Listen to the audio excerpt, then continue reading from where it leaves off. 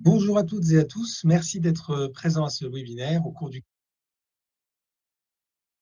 duquel nous allons parler du sujet des insights communautés et plus particulièrement de la façon dont on peut construire ou réinventer son insight communauté. Je m'appelle Mathieu Perrin, en charge du développement pour Potentiate Europe et nous allons faire la présentation conjointement avec Amélie Debrem, directrice générale Europe. Nous avons la chance d'être accompagnés aujourd'hui de nos clients MAF, en la personne de Sandrine Maria Sub et Stéphanie Piton, qui vont témoigner de leur expérience de création et de réinvention de leur Insight Communauté. Concernant l'agenda pour aujourd'hui, nous allons tout d'abord commencer par un peu de contexte au sujet des communautés en parlant du manifeste que nous avons publié qui traite de ce qu'on peut faire avec une communauté et de la façon dont elle doit être gérée. Puis, nous détaillerons les étapes à suivre pour vous aider à affiner votre projet communautaire et comment définir aussi la promesse, la proposition de valeur pour les membres de la communauté. Nous verrons ensuite comment réinventer son projet de communauté et comment aller plus loin pour en tirer le maximum de valeur, en particulier au travers des approches T-shaped. Enfin, la MAF vous parlera du nouveau souffle qui a été donné à la communauté MAF et vous. Puis nous terminerons bien sûr par une session de questions-réponses. Alors, avant de rentrer dans le vif du sujet, juste quelques mots sur Potentiate pour ceux qui ne nous connaissent pas. Donc, nous sommes une entreprise internationale spécialisée dans les approches centrées clients et marché. Nous sommes présents sur 3 continents, Europe, États-Unis et Asie. Nous sommes une des premières entreprises à avoir lancé des communautés et des programmes CX il y a 10 ans et nous accompagnons nos clients en mode SWAS, Solution with a Service, c'est-à-dire que nous mettons à leur disposition la configuration technologique la plus adaptée à leurs problématiques et que nous les accompagnons avec le niveau de service qui leur convient. Full service ou do it yourself ou un mix des deux selon ce que le client souhaite. Nous sommes plus de 200 employés au niveau global et nous avons plus de 120 clients au travers de marchés et de verticaux variés. Merci Mathieu et bonjour à tous. Pour commencer, nous allons donc partager avec vous les bonnes pratiques pour vous guider dans la création ou le relancement de votre communauté d'études. Donc pour commencer, un peu de contexte autour des insights communautés. Donc tout d'abord, d'après le Grit Report, c'est l'innovation étude qui a connu l'évolution la plus rapide de ces 10 dernières années. Et avec le contexte actuel, on voit même encore une accélération de ce trend. Et cette évolution rapide, elle s'explique évidemment par les bénéfices que les insights communautés apportent. Ce sont des dispositifs qui permettent de mettre vos clients et consommateurs au cœur de vos décisions, d'aller au-delà de la customer centricity en étant human centric, c'est-à-dire en s'intéressant à vos consommateurs vraiment en tant qu'humains. Elle contribue à rendre votre business agile, elle vous permet d'être connecté dans la durée avec vos cibles stratégiques et de collecter des insights de manière rapide et flexible. Elle favorise la collaboration au sein des organisations, elle facilite l'accès et la diffusion des insights à toutes les fonctions de l'entreprise. Ce sont aussi des dispositifs qui sont une clé des insights T-shaped, on en reparlera, mais ça vous permet vraiment d'avoir l'accès non seulement à la largeur dans les données, d'avoir du volume, mais aussi d'obtenir de la profondeur dans les données. Et enfin, elles doivent permettre de générer des insights de manière engageante tout en maîtrisant vos budgets. Et pour ceux qui ne l'auraient pas fait, on vous invite à lire le manifeste que Ray a écrit sur ce qu'une communauté doit faire et comment elle doit être gérée. Mais aujourd'hui, ce qu'on va aborder, c'est la phase plus amont, c'est-à-dire qu'avant de bien gérer ma communauté, comment je la construis ou comment je la réinvente si elle existe déjà. Donc nous allons vous présenter les étapes à suivre pour vous aider à affiner votre projet communautaire. D'abord, faire le point sur les besoins de vos commanditaires internes. Pour commencer, évaluer les besoins qui sont déjà satisfaits et vous demander s'ils pourraient être satisfaits de manière différente, plus rapide, moins chère grâce à une communauté. Ensuite, bien sûr, regardez les besoins qui sont cette fois non satisfaits, que ce soit pour les équipes marketing, bien sûr, mais aussi pour d'autres équipes telles que la R&D, la communication, le digital. Toutes les équipes qui ont besoin d'informations pour prendre leurs décisions, qu'ils n'ont pas aujourd'hui. Votre communauté pourra vous aider à répondre à au moins certains de ces besoins. Et au final, les ressources et budgets disponibles. Est-ce que les équipes ont le temps de mener les projets en interne? Est-ce que les budgets alloués pour certains de ces besoins études déjà satisfaits pourraient être réalloués différemment? Deuxième étape, évaluer les façons de travailler sous 2 dimensions. La première, qui va faire le travail? Est-ce que vous allez demander à une agence de le faire? Est-ce que ça va être centralisé au niveau de l'équipe Insight ou est-ce que ce sera géré par différentes personnes de différents services de votre entreprise qui travailleront, activement sur la gestion des projets, menés au sein de la communauté? Et une deuxième dimension qui porte plutôt sur l'angle que vous souhaitez donner à votre communauté. Est-ce que vous souhaitez plutôt un panel qui va vous permettre de mener des études quanti ou recruter des participants à des études quali, hem, de manière, comme sur un panel? Ou est-ce que vous voulez avoir une vraie approche communautaire qui place vraiment, vos clients, et consommateurs au cœur de votre, organisation? Donc sur ces dimensions, il y a, ces 2 dimensions, on a une multitude de scénarios qui sont possibles. Ces scénarios sont évolutifs, mais il faut impérativement essayer de définir la façon dont vous souhaitez commencer à travailler, avec votre communauté en amont. Troisième point, pensez aux livrables, aux outputs que vous devez générer pour répondre, aux objectifs. Est-ce que vous avez besoin de data brute, d'analyse, de visualisation? Concernant l'échantillon, est-ce que vous avez besoin de cibler toujours les mêmes personnes ou est-ce que vous avez besoin de cibler des personnes avec des profils très spécifiques? Est-ce que vous souhaitez générer des données quanti ou quali ou les 2? Est-ce que vous voulez faire des analyses simples, ou des choses plus avancées, d'un point de vue statistique? Est-ce que vous voulez mener des études standardisées, en termes d'approche et de livrables ou, traiter des problématiques très ad hoc? Et sur la base, de ces premières étapes, ça va vous donner votre cahier des charges, pour vous aider à réfléchir aux caractéristiques techniques et dont vous allez avoir besoin pour répondre à ces points. Il faut avoir en tête que, vous ne trouverez sans doute jamais toutes les caractéristiques que vous souhaitez réunies. Il va falloir, sans doute prioriter les choses. Mais, voilà, évaluer les possibilités en matière d'études quantitatives et ou qualitatives, les outils d'engagement dont vous avez besoin. Est-ce que vous souhaitez, pouvoir envoyer des newsletters, mettre en place des systèmes de gamification et cetera? Quels outils de communication, vous avez besoin? Est-ce que, par exemple l'email, le SMS, les applications? Quelles sont les exigences spécifiques aussi de votre entreprise en matière de sécurité? Donc une fois que vous avez rédigé votre cahier des charges, vous allez pouvoir identifier, la plateforme, qui répond le mieux à vos besoins et le niveau de service, aussi dont vous avez besoin.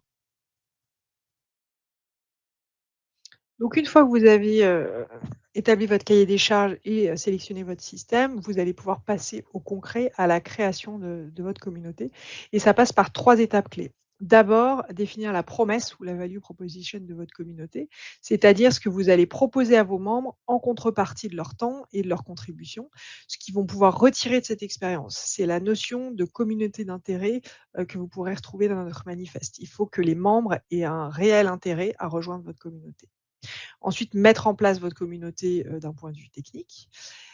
Et une fois que la communauté est créée, il faut vraiment la faire vivre au sein de votre organisation, qu'elle n'ait pas été créée pour être créée parce que c'est bien d'avoir une communauté de clients, mais qu'elle serve réellement à votre, organisation, qu'elle réponde bien, aux objectifs des parties prenantes définis au début du projet. Donc comment définir la promesse ou la value proposition de votre communauté? Il va falloir se poser, 3 questions. Un, qui va rejoindre la communauté? C'est un peu la base de votre communauté. Qui vous souhaitez inviter dans votre communauté? Quel est le profil des gens qui vous intéressent? Et pour ça, construire des personas de vos futurs membres peut vous aider à mieux visualiser, à mieux les visualiser.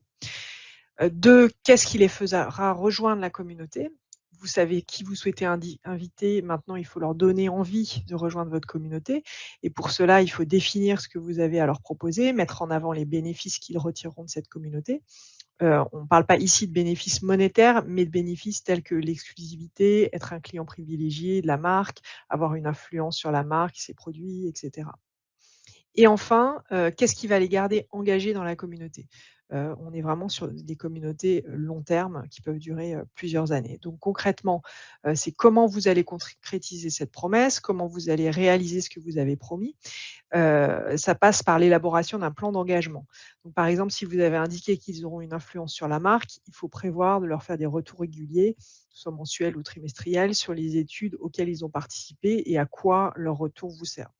Ou bien si vous avez, parlé de co-création à vos membres, il faudra identifier les projets clés dans lesquels la communauté pourra intervenir. Ou encore, si vous avez, mis en avant la notion d'exclusivité, il faudra vraiment s'assurer que vous les respectez en fournissant du contenu, exclusif ou en avant-première. Une fois que vous avez défini votre promesse, vous savez qui vous allez inviter et comment vous allez les garder engagés, il faut créer techniquement cette communauté. Donc là, ça passe encore par 3 points clés qui s'imbriquent les uns aux autres. La création d'une communauté, a plusieurs aspects. L'aspect technique, la création du site, l'aspect créatif, l'aspect légal. Donc il faut intégrer le plus tôt possible les différentes équipes nécessaires à la création de cette communauté, c'est-à-dire vos équipes IT, communication et légales. Ça, c'est vraiment important de fédérer tout le monde autour de ce projet et de sensibiliser, des sensibiliser aux différentes étapes. Ensuite, une fois que tout le monde, concerné est impliqué, on passe au design concret de la communauté. Il faut lui trouver un nom, définir une identité visuelle, mais aussi le ton de cette communauté et tout ça en ayant bien sûr en tête les contraintes de votre organisation comme la charte graphique, par exemple, mais également, bien garder en tête la value proposition et les personas qu'on a définis précédemment. Et enfin, une fois que la communauté a été créée, on peut commencer à recruter nos membres. Donc pour ça, on va d'abord identifier les sources de recrutement disponibles dans votre organisation et que vous souhaitez utiliser, vos bases CRM, les réseaux sociaux, sites web, et cetera. Et ensuite, créer un message d'invitation, toujours avec la value proposition et les personas bien en tête. Et ce travail, amont sur le recrutement peut être réalisé en parallèle du design de la communauté. Donc c'est vraiment 3 étapes qui s'imbriquent, les unes aux autres et peut être réalisées en parallèle. Une fois le recrutement lancé, le travail est évidemment pas terminé. Une communauté est réussie si elle est utile et trouve sa place au sein de votre organisation. Et donc pour donner vie à votre communauté au sein de votre organisation, on a encore, 3 points clés. On aime bien le chiffre 3. Il faut d'abord, définir des process clairs, notamment pour tout ce qui est brief d'études. Vous pouvez créer des templates de briefs à compléter ou encore une roadmap études partagée avec la possibilité de faire des demandes d'études. Et un autre process important à mettre en place, c'est celui du retour d'études, c'est-à-dire comment obtenir du feedback de la part de vos commanditaires sur l'utilité et les retombées de l'étude pour que vous puissiez ensuite transmettre ce feedback aux membres de la communauté. Pour pouvoir, suivre, ces process et vous envoyer des briefs, il faut d'abord que vos commanditaires internes soient évidemment au courant que la communauté existe. Il faut donc, et ça c'est clé, promouvoir la communauté au sein de votre organisation, en expliquant de façon claire les différents bénéfices de cette communauté, mais également le mode de fonctionnement.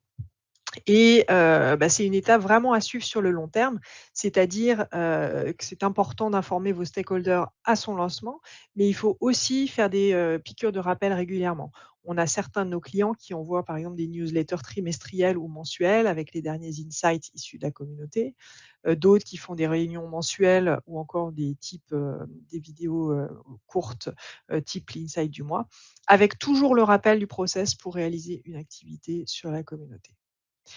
Et enfin, on ne fait pas, tout ça juste parce que c'est en vogue, d'être en contact direct avec ses clients. Il faut vraiment pouvoir démontrer l'utilité de la communauté et donc en mesurer le ROI. La mesure, du ROI, c'est propre vraiment à chaque organisation. On va avoir, certaines organisations qui auront des KPIs plus études, comme le nombre d'études, réalisées par an grâce à la communauté, d'autres plus business comme l'accélération du temps de développement d'un produit grâce à la communauté ou parfois les 2. Et donc chez Potentiate, on met en place, avec nos clients des success plans où on définit, ensemble un certain nombre de KPI afin de mesurer ce ROI et surtout de le suivre dans le temps. Et enfin, on a certains de nos clients qui peuvent mettre aussi en place des études de feedback auprès de leurs stakeholders pour traquer leur satisfaction et pour bien vérifier, que la, communauté répond toujours bien à leurs besoins et si ce n'est pas le cas, c'est peut-être aussi l'occasion de voir comment la communauté pourrait aller plus loin ou se réinventer pour, répondre à ses besoins. Oui, effectivement, il peut arriver qu'on souhaite réinventer sa communauté. Nous venons d'en évoquer une raison, mais ce n'est qu'un exemple et les raisons sont, multiples. Par exemple, cela peut être lié à l'organisation globale de l'entreprise qui a changé, l'organisation à une nouvelle stratégie qui va impacter les objectifs de votre communauté, ou à l'équipe qui a changé. De nouveaux arrivants dans l'équipe ont une vision différente, remettent en question l'ordre établi et les façons de faire et questionnent la pertinence de certains objectifs de votre communauté. La réorganisation ou la fusion de l'entreprise avec une autre entreprise peut aussi être une raison de ce changement et de cette évolution. Le besoin d'intégrer de nouvelles technologies ou de nouvelles méthodologies est aussi une raison. Vous faisiez du quanti et vous avez envie de vous orienter vers plus de quali pour certaines problématiques. Vous avez envie de recueillir des feedbacks sous forme de vidéos, par exemple. L'expansion dans de nouveaux pays, de nouveaux marchés. Il n'est pas rare qu'une communauté s'étende à plusieurs pays après un scope initial de un ou deux pays. L'évolution du marché, que ce soit votre marché ou bien celui des études, l'envie de casser la routine d'une communauté qui existe depuis plusieurs années et de changer certaines pratiques, et bien d'autres raisons encore. Mais sans réinventer complètement votre communauté, vous pouvez toujours aller plus loin. Pour cela, il est important tout d'abord de suivre la santé de votre communauté, car ça va permettre d'ajuster le dispositif pour vos membres et vos commanditaires. Et en fonction de ce que vous disent les statistiques de la communauté, vous pourrez retravailler le plan d'engagement ou encore optimiser les process avec vos commanditaires internes. La variété des activités est aussi très importante pour la santé de la communauté et pour son évolution. C'est important de régulièrement faire le point sur ce qui est fait sur ou en dehors de la communauté pour voir si certaines études pourraient être basculées sur la communauté. Et nous l'avons dit précédemment, c'est important de régulièrement faire des piqûres de rappel sur l'existence de la communauté auprès de vos acteurs internes, de vos contacts internes. Avec certains clients, par exemple, nous organisons régulièrement des sessions de brainstorming pour identifier comment la communauté pourrait aider les équipes à répondre aux enjeux business des différents acteurs internes.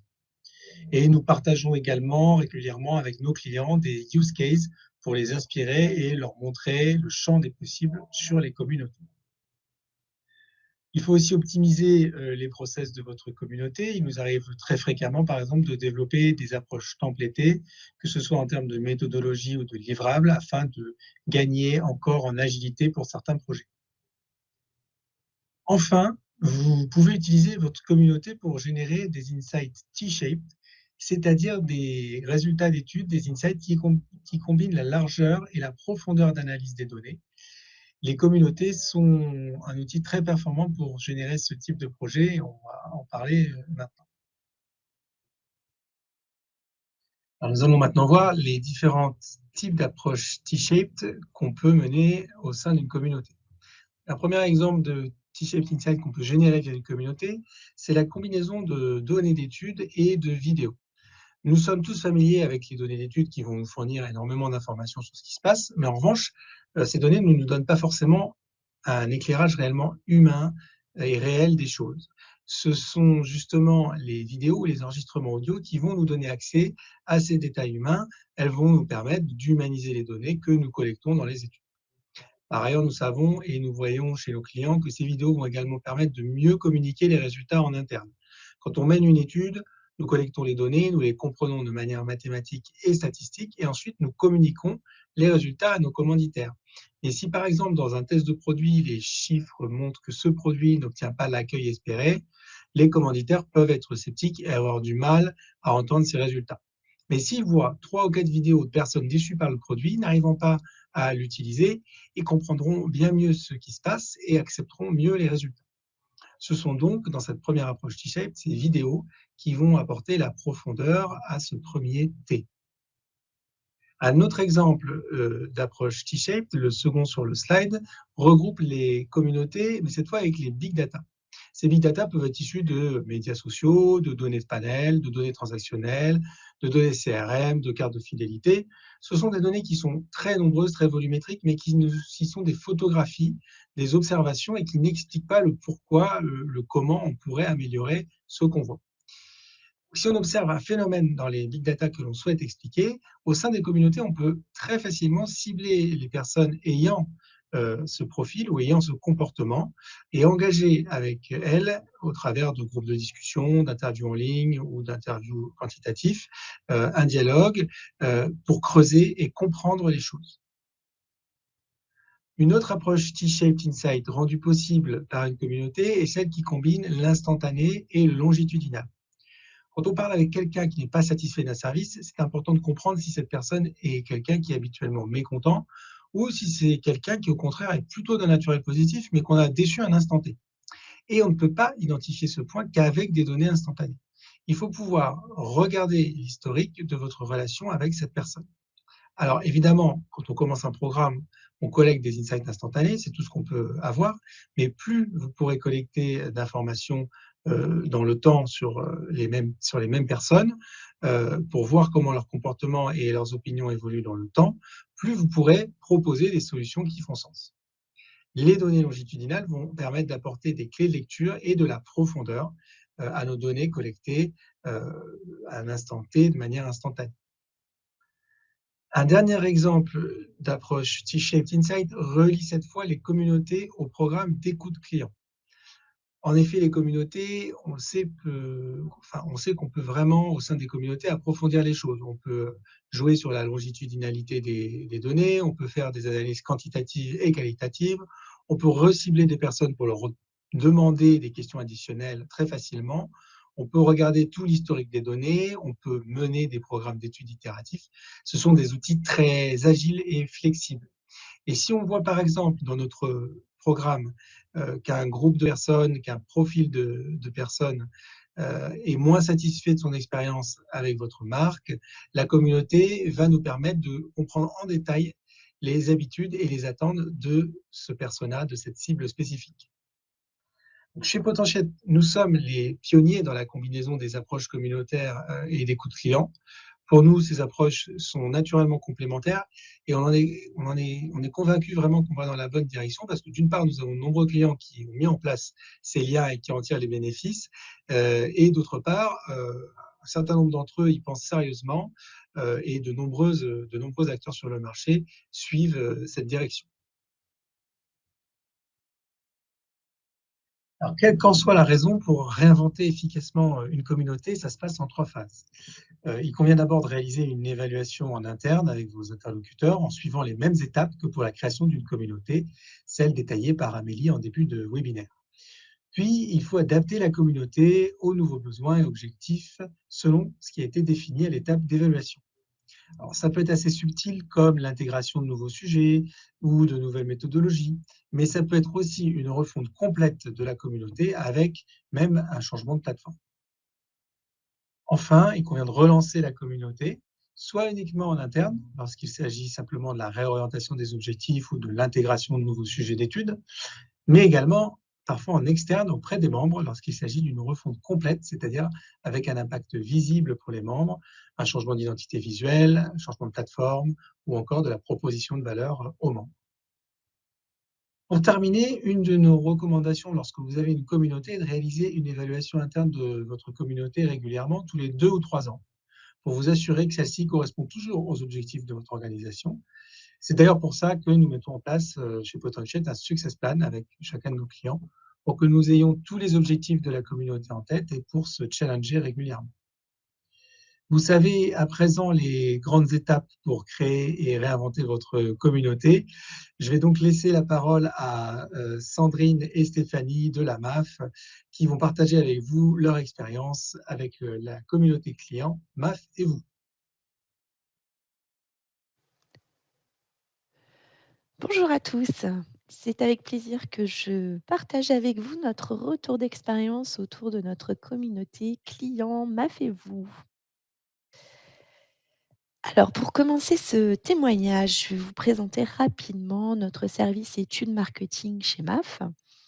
Ce service fait partie de la direction marketing et communication. Nous sommes une équipe de 5 personnes, dont 4 chargés d'études et notre responsable Sandrine Mariasube. Alors, la raison d'être de notre service, c'est comprendre pour éclairer et agir. Notre mission au quotidien, c'est d'écouter et traduire la voix de nos clients, des collaborateurs, et tout cela pour éclairer les choix de nos décideurs dans l'animation de la marque MAF. Alors pour ce faire, nous réalisons des études avec des instituts ou avec des solutions internes telles que la communauté MAF et vous. Alors, notre communauté, elle a maintenant 9 ans et elle compte un peu plus de 4 500 clients volontaires pour répondre à nos besoins d'études. Jusqu'en 2020, cette communauté, elle était principalement sollicitée pour des études plutôt rapides, ponctuelles et plutôt des études quantitatives. Ces études étaient majoritairement axées autour des thématiques de communication, de marketing, comme par exemple des études de perception de campagnes de marketing direct, des AB tests d'email, d'affiches. Et ces études avaient une fréquence, peu régulière dans l'année et l'animation de notre communauté était perfectible, tout simplement parce que, l'équipe manquait de temps pour cette activité d'animation. Et cette animation se traduisait par, l'envoi de newsletters qu'on adressait à l'ensemble des membres et ces newsletters, elles relayaient des retours d'études, des résultats d'enquêtes. Donc voilà, ça c'était, juste un petit peu d'histoire pour partager avec vous d'où on partait, heu, sur le sujet de notre communauté client. Depuis 2 ans, nous avons souhaité donner un nouveau souffle à notre communauté et en fait, c'est parti sous l'impulsion de travaux, de réflexions et de recommandations qui ont été effectuées par une étudiante en alternance et sa mission était, réellement de voir comment développer, cette communauté. Alors suite à ces travaux, nous nous sommes fixés 2 objectifs principaux.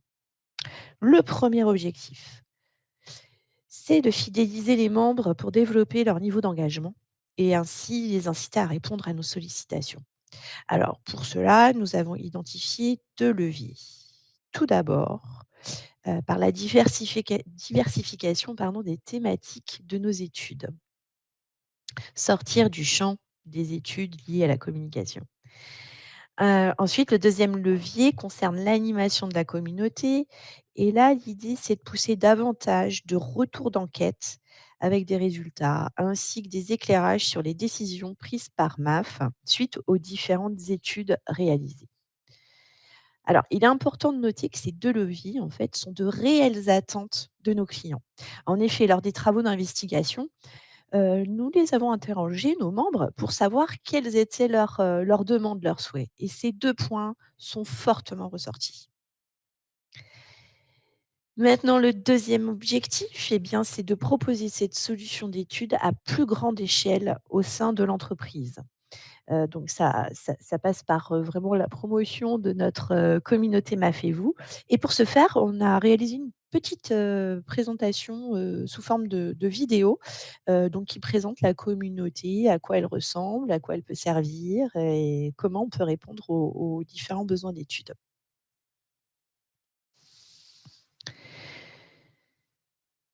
Alors, concernant la mise en place opérationnelle, de ce nouveau souffle, Heu, comme vous le voyez, donc en effet, elle a été progressive. On a décidé d'avancer pas à pas, tout simplement, par rapport à la capacité à faire de l'équipe. Mais, il y a eu en fait une première grande étape fondatrice, c'est la création d'un hub dédié à la communauté. Et ce hub nous permet en fait de communiquer plus aisément avec les membres. Il nous sert à partager les résultats d'études et les décisions prises par MAF suite à ces études. Elle nous permet, de diffuser des posts, des publications qui créent du lien avec les membres. Il nous permet ce hub de, diffuser des informations d'ordre plus général, notamment, des publications issues d'une rubrique qui s'intitule «Infos et conseils» sur maf.fr. Donc c'est du contenu disponible que nous réutilisons, dans le cadre du hub.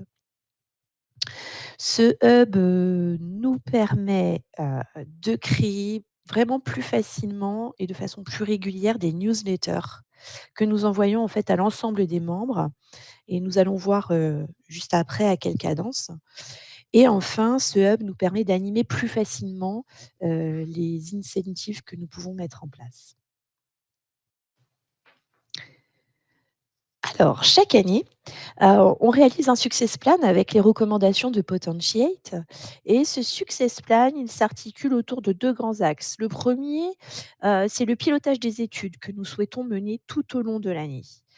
La fréquence idéale, que nous nous sommes fixée, c'est, 1 étude, une activité par mois et l'idée, c'est d'essayer d'anticiper les demandes de nos commanditaires, et d'avoir, 1 ou 2 études sous le coude pour les mois où nous n'aurions pas de demande particulière.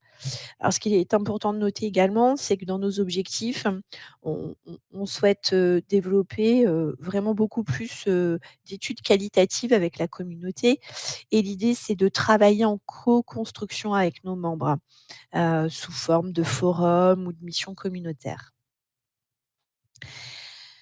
Le deuxième axe de ce success plan, concerne l'animation du hub et donc là, je vais vous présenter les différentes rubriques qui nourrissent en fait nos publications dans le hub. Nous avons une première rubrique pardon, que nous avons intitulée Fun Fact. Hem, Fun Fact, c'est un chiffre clé, c'est, la possibilité de faire un mini sondage avec une question flash. Une deuxième rubrique, donc la rubrique très attendue, de nos membres, de clients, la rubrique des résultats d'enquête.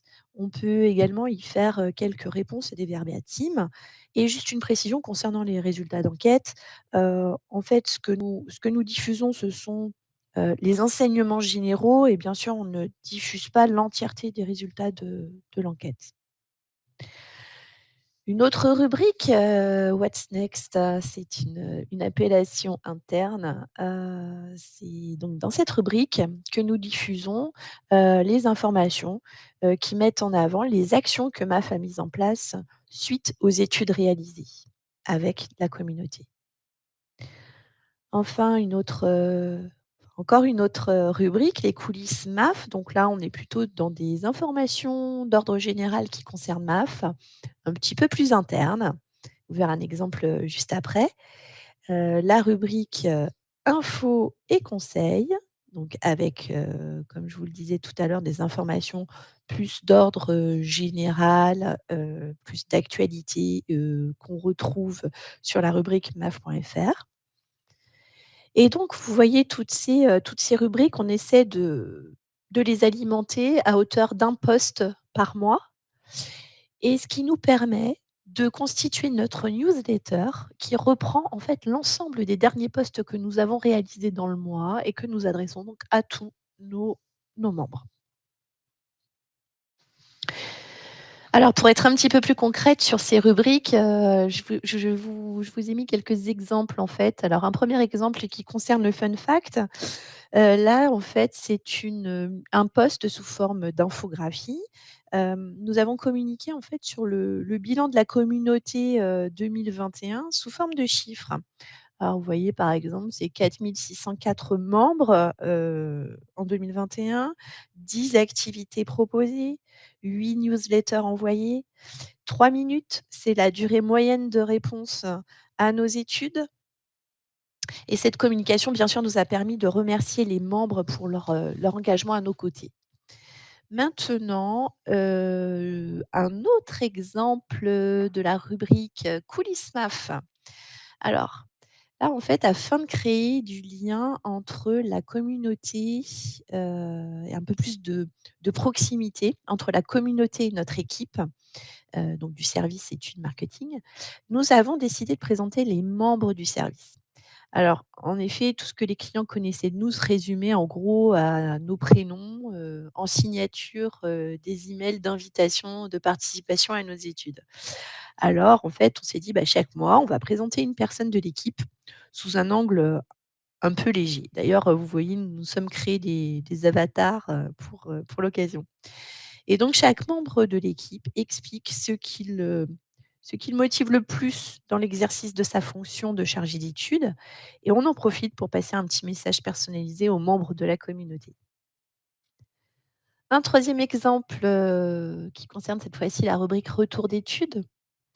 Alors, dans cet exemple-là, nous avions sollicité les membres de la communauté pour connaître, de quelle manière ils souhaitaient être récompensés occasionnellement pour leur engagement à nos côtés. Nous souhaitions les remercier via une e-carte cadeau et nous leur avons, demandé dans cette étude quelles étaient leurs préférences d'enseigne. Alors dans cet article, nous les informons des résultats. Une dernière illustration, cette fois-ci qui concerne la rubrique des actions mises en place par MAF après les études, réalisées. Alors ce poste en fait concerne les nouveautés, MAF en matière d'action à portée sociétale et environnementale. Quelques mois auparavant, en fait, les membres de la communauté, nous avaient donné leur avis sur une étude RSE qui visait à connaître leur connaissance des actions mises en place par MAF. Et donc, dans cet article, nous les informons de la suite donnée à cette étude, avec notamment la sortie d'une nouvelle rubrique sur le site maf.fr dédiée à la valorisation des actions RSE. Voilà, et bien sûr, avec une invitation à découvrir cette rubrique.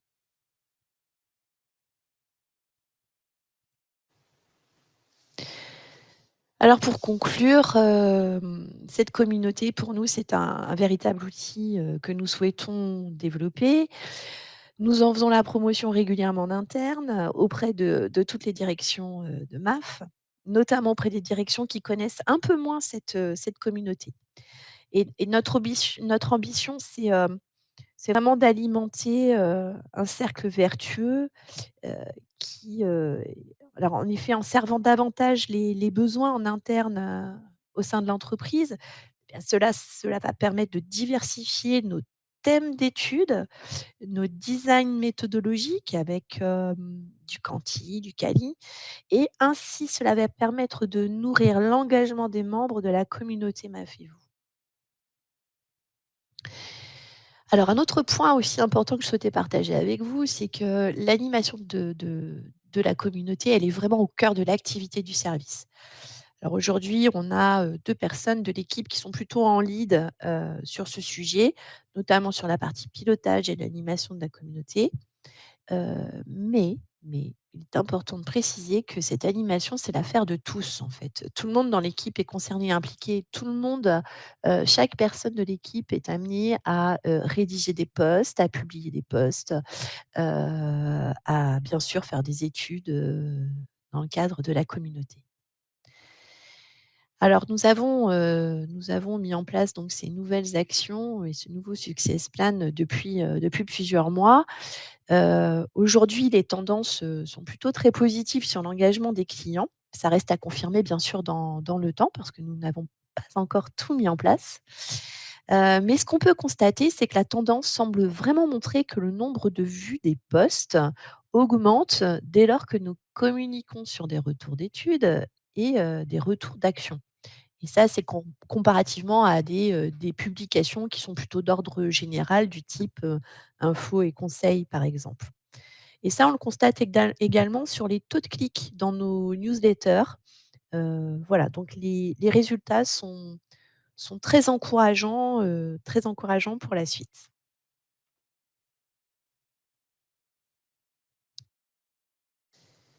Voilà, j'en ai terminé avec notre partage d'expériences communautaires. Je vous remercie pour votre écoute et votre attention. Merci Stéphanie. Donc ce qu'il faut retenir, c'est que, bah, la réussite d'une communauté n'arrive pas par hasard. Il faut vraiment, l'anticiper.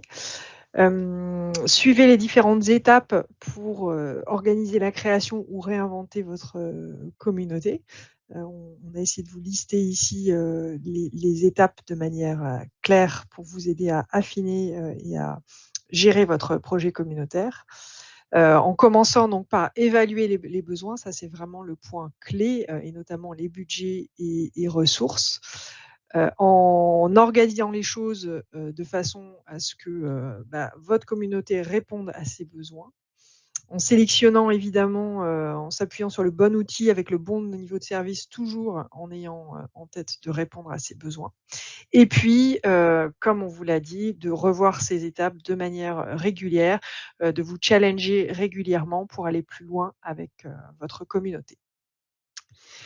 Voici pour la on a terminé avec la présentation. On vous propose maintenant de passer aux questions-réponses. Merci.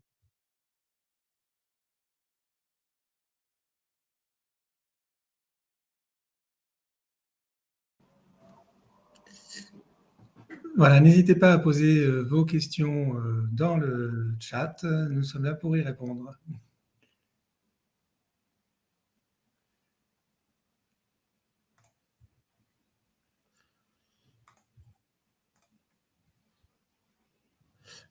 Alors, je vois une première question qui demande donc comment se fait le recrutement des membres. Alors, excellente question. Ça va être assez variable selon le type de projet communautaire.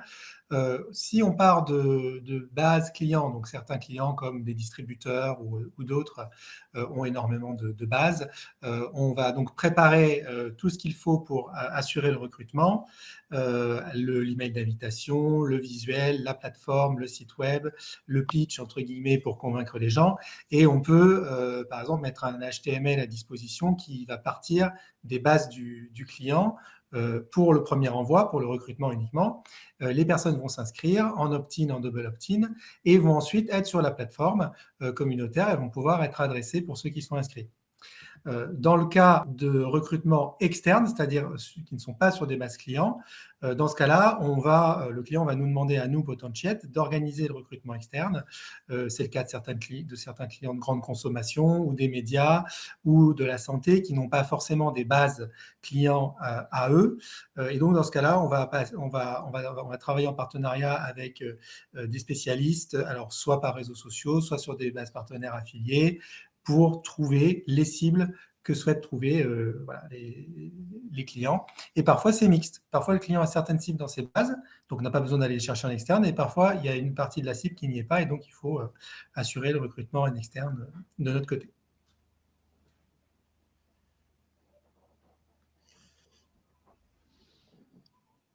Alors, on nous demande aussi quel est le taux de retour pour les enquêtes.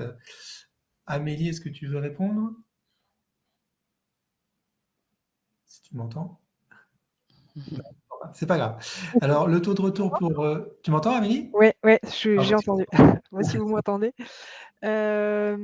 Donc la question, c'était, pardon, le taux de retour sur les enquêtes en général. Ça dépend des communautés. On a des communautés qui sont extrêmement engagés où on va pouvoir avoir 70% de taux de retour et d'autres communautés où on va plutôt tourner autour de 20-30%. Mais ça va aussi beaucoup dépendre du type d'activité que vous proposez. En général, évidemment, des activités, on va vous coacher pour qu'elles soient courtes et engageantes. Ça va dépendre aussi des sujets. Il y a des sujets qui intéressent plus que d'autres, donc mieux vous allez cibler aussi par rapport à la pertinence du sujet, plus vous allez maximiser votre taux de réponse. Mais en tout cas, on est sur des taux de retour beaucoup plus élevés que sur des panels traditionnels. Merci Amélie. Alors on a une autre question. Le hub est-il également diffusé en interne ou juste au sein de la communauté? Ça, c'est peut-être une question pour Stéphanie. Ouais. Stéphanie, tu veux... Oui, oui, tout à fait, je vais répondre. Alors effectivement, le hub, il est, spécifique en fait, à la communauté et donc on le diffuse pas, il y a pas d'accès, d'autres collaborateurs de MAF à ce hub. Donc c'est entre le service des études et la communauté MAF et vous. Après, on a aussi d'autres clients qui peuvent tout à fait avoir des employés ou des collaborateurs qui sont inscrits dans la communauté et qui ont donc accès à ce hub. Ou on peut aussi avoir, on a des clients qui vont avoir par exemple une page dédiée ou un hub même dédié pour justement communiquer autour de la communauté. Ça, c'est des choses qui sont envisageables aussi, mais ça dépend effectivement des clients et de leur organisation. On a aussi pas mal de clients qui ont déjà des outils internes et qui vont plutôt relayer certaines informations sur des intranets, etc., plutôt que de recréer un environnement annexe. Merci. Alors ensuite, combien de temps pour créer une communauté en moyenne? Ça peut aller assez vite. Mais je dirais qu'en moyenne, on va être entre 6 et 8 semaines. Dans les cas les plus rapides, on a pu faire 4 semaines, mais c'est vrai qu'il va falloir faire intervenir un certain nombre de personnes chez vous, des services, enfin ne serait-ce que l'IT, le légal, etc. Donc là, on est vraiment là pour vous accompagner sur cette partie-là et faire en sorte justement que toutes les parties prenantes soient impliquées sur le projet le plus tôt possible pour maximiser et réduire les délais de mise en œuvre. Après, c'est important aussi de bien respecter vos process, vos contraintes internes. Donc on vous aide vraiment à anticiper tous ces aspects-là. Le taux de renouvellement de la communauté sortie versus nouvelles entrées. Alors là, ça va beaucoup dépendre du recrutement. C'est-à-dire que si on est sur des recrutements externes, donc on va faire des campagnes d'acquisition, etc. C'est vrai qu'on est sur des taux de renouvellement un petit peu plus élevés que si on est sur une base client. Mais on va dire qu'en fonction de la source de recrutement, on va être entre 30 et 10 de renouvellement chaque année. Il faut savoir que, en moyenne dans nos communautés, les membres, qui restent quand même, engagés pendant 3 ans. Donc au fur et à mesure, on crée quand même un vivier de membres, très, assez stable et actif. Mais voilà, pour répondre à la question, on est selon les sources de recrutement, entre 10 et 30 de renouvellement, par an. Oui, sur un thème attractif et une marque attractive, j'ai en tête en effet 10-15% dans ces eaux-là. Alors, les incentives, comment on compense les membres de la communauté? Est-ce qu'on récompense uniquement les grands répondants aux enquêtes? Peut-être Stéphanie, tu peux... Oui, je peux expliquer ce qu'on a fait, ce qu'on va faire peut-être? Ouais. Voilà, donc en fait, au départ, on pour, rentrer dans la communauté, en fait, on n'incentive pas nos membres, sur chacune des études. C'est pas la volonté. Donc ce qu'on fait, c'est qu'occasionnellement, on peut faire des tirages au sort pour faire, gagner des e-cartes cadeaux, par exemple. Donc on tire au sort un certain nombre de participants qui ont répondu, à une ou plusieurs de nos enquêtes. Et là, on essaie de mettre en place un incentive un petit peu plus, structuré, c'est-à-dire qu'en fait, on va faire des tirages au sort trimestriels et puis après, bon, on a aussi l'incentive prévu sur des études plus qualitatives, effectivement, où on va demander encore plus d'engagement des participants. Donc effectivement, sur la politique d'incentive, nous, on va vraiment, essayer de ne pas faire d'incentive, systématique, sauf pour des activités qui sont particulièrement, engageantes, qui demandent beaucoup de temps, aux répondants comme, tu disais Stéphanie, pour des choses qualitatives, par exemple. Mais, en général, on va quand même essayer de mettre en place des systèmes qui vont favoriser la participation. Donc, même si quand on organise un tirage au sort, par exemple, on va, une des règles classiques, c'est, une participation égale une entrée au tirage au sort, ce qui maximise, les chances de gagner, si si vous participez beaucoup. Mais encore une fois, voilà, on va essayer de pas faire d'incentive, systématique. On veut pas, que les gens soient là pour les incentives. Donc c'est pour animer et cetera, mais l'incentive clé, c'est vraiment qu'ils se sentent engagés, qu'ils aient l'impression que leur voix compte et cetera, et donc de faire des feedbacks vraiment, le plus régulièrement possible. OK, merci. Est-ce qu'il existe un biais pour les répondants? Est-ce que, est-ce qu'ils ont un profil différent? Est-ce que ça change d'une enquête normale? Alors, Ouais. je peux faire une première réponse si Ouais. tu veux, mais en fait, on est sur des personnes dont le critère d'entrée, le critère d'inscription, c'est d'avoir envie de faire progresser la marque, de parler à la marque, d'établir un dialogue bilatéral. Ce qui ne veut pas dire qu'on est sur des gens, pas du tout même, qu'on est sur des gens plus gentils ou moins gentils d'ailleurs. C'est des personnes qui sont là pour être engagées, répondre de manière authentique et même peut-être probablement plus authentique que sur des access panels, par exemple, sur ce sujet. Finalement, le seul biais qu'on observe, ça va être des gens qui, en effet, sont là pour répondre aux études et aider la marque, mais quelque part comme dans toute enquête, où à la base, c'est des gens qui répondent et ceux qui ne répondent jamais aux enquêtes ne sont pas là. Mais par contre, le biais positif qu'on observe nous depuis des années, parce qu'on en fait depuis des années, c'est qu'ils sont plus authentiques. Ils répondent mieux, j'ai envie de dire, aux batteries de questions. On voit d'ailleurs que les réponses sont parfois un peu plus tranchées parce qu'ils sont moins à répondre au milieu sur la moitié de l'échelle pour se débarrasser du questionnaire et toucher leur argent. Donc voilà, on est sur vraiment des résultats authentiques. Et après, sur l'échantillon, si vous souhaitez le structurer pour qu'il soit, par exemple, représentatif de votre clientèle ou même national représentatif dans certains cas, il est tout à fait envisageable de le faire pour avoir en effet des structures qui vous conviennent. Je ne sais pas, Stéphanie, si vous avez...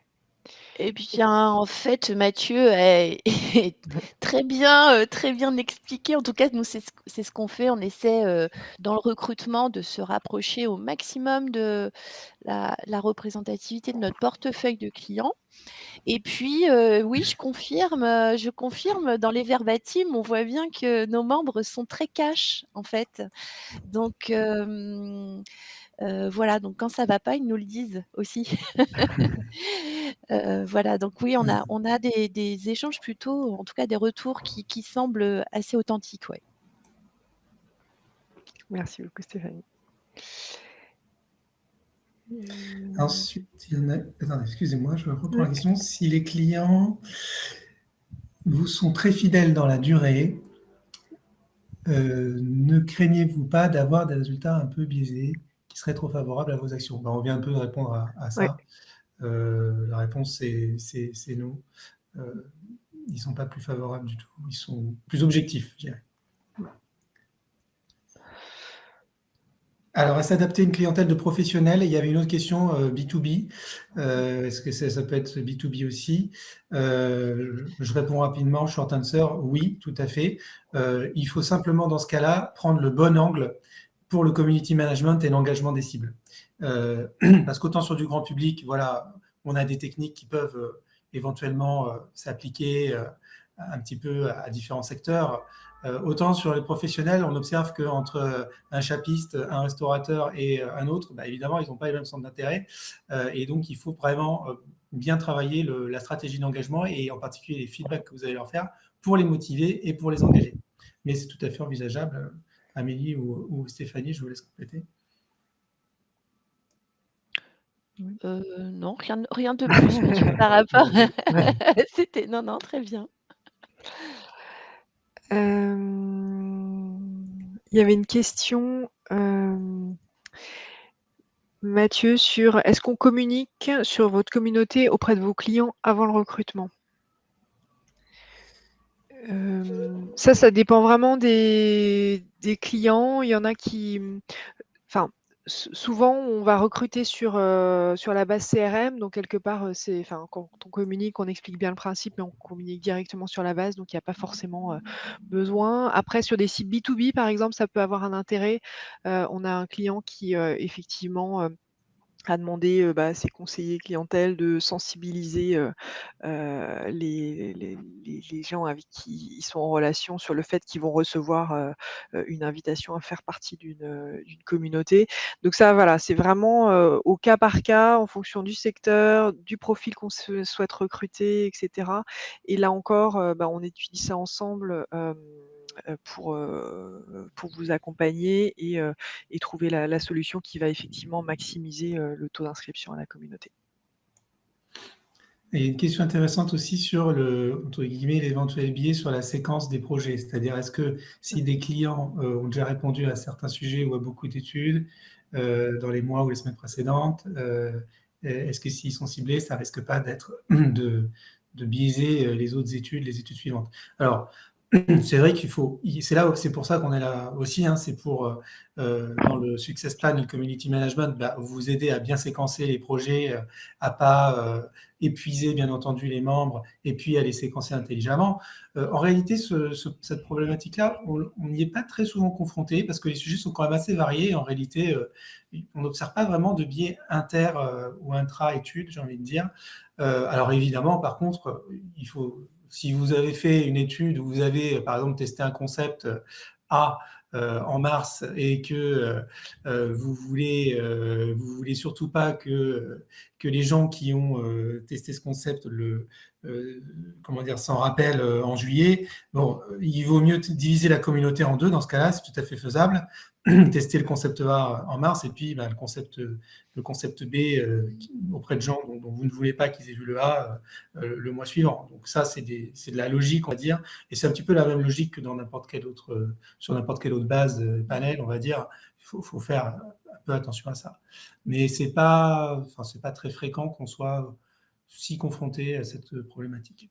Comme tu disais Mathieu, on est vraiment là, enfin les équipes sont vraiment là pour vous accompagner et instaurer dès le début justement les bonnes pratiques, sur, les règles de sollicitation et cetera, pour pas tomber justement dans le biais, on va dire, des panels traditionnels où on va, sursolliciter des fois les gens, quoi.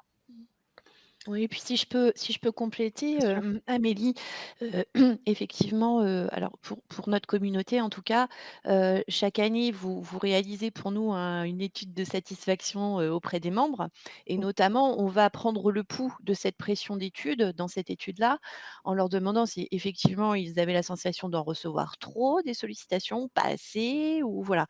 Donc en fait c'est vraiment on prend le pouls très régulièrement de cette pression d'études et donc on peut facilement s'adapter et effectivement voir si on dérape. Mais jusqu'à maintenant, ça n'est jamais arrivé effectivement pour nous. Mmh. Alors, merci beaucoup Stéphanie. Une toute dernière question qui est très probablement pour Stéphanie, pour terminer peut-être le webinaire. Donc en résumé, quel est le plus gros avantage d'avoir une Insight communauté pour votre marque? Le premier. Alors le premier, c'est vrai que c'est de pouvoir mener des études, assez rapidement. Parce qu'on sait qu'on a une communauté, on a des clients engagés qui vont nous répondre rapidement et de façon, assez robuste. Donc pour nous, ça, c'est un véritable avantage. Il y en a un deuxième qui me vient spontanément, en tête, c'est qu'on est vraiment, on peut développer un esprit de co-création avec ses clients, en fait et et ça, c'est quand même vachement chouette. Tout à fait. Et c'est vrai que certains clients aussi nous disent que voilà, c'est la réactivité et l'aide à la prise de décision Ouais. plus pertinente et plus rapide qu'ils n'avaient pas forcément avant, oui, avant la communauté, quoi. Ah, il y a une toute dernière question.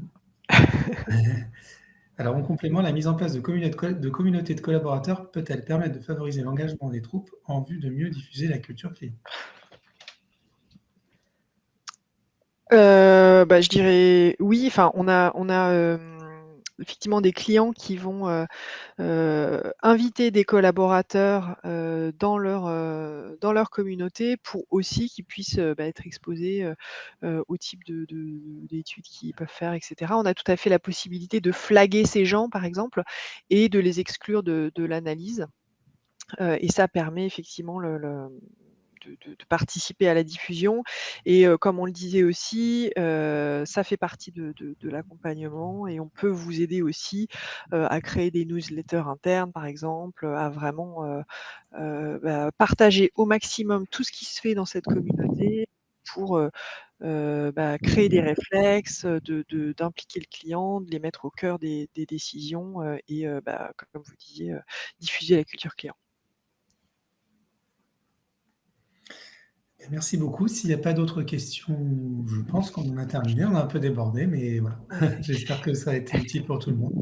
Et le Merci à... Oui, vas-y, Amélie. Ouais, il y avait des questions aussi sur le fait qui demandait, si la présentation allait être partagée et Ah bien oui, sûr, voilà, on vous enverra la présentation. bien sûr. Merci Stéphanie, merci beaucoup. Merci Amélie. Et oui, merci beaucoup Merci. Stéphanie et Sandrine pour votre confiance et votre Merci participation. à toutes et à tous. Avec plaisir, merci beaucoup. Merci, bonne journée à tous, au revoir. Merci, au revoir. Au revoir.